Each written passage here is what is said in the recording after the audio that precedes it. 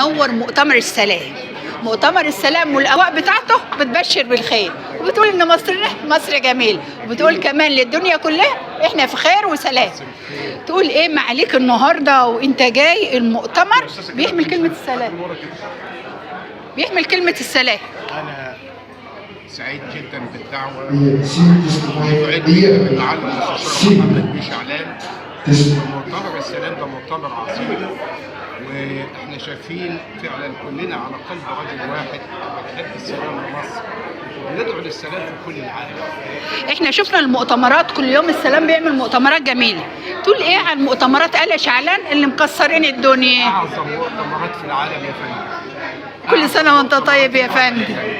وده شرف عظيم لينا كلنا ان احنا نجتمع في مؤتمر السلام العالمي واعلاء كلمه اعظم كلمه يا فندم، واعلاء كلمه السلام وكلمه الوطن وكلمه تحيا مصر مصر هي وكلمه رئيسنا اللي حامل رايتنا. حي من سياده الرئيس عبد الفتاح السيسي كل القوى السياسيه في مصر. وتقول ايه النهارده معاليك؟ بنقول تحيا مصر ويحيى السلام في كل العالم. وكل سنه ومعاليك طيب وانت طيب ومصر بخير وبخير وسعاده ومصر ولاده فيها زي حضرتك.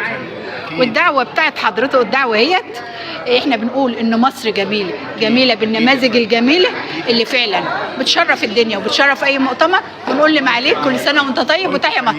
كان معايا بقى مين العالم كله يقول القسيس ملاك عياد. كل سنه وانت طيب ومصر بخير. تحيا مصر. تحيا تحيا مصر.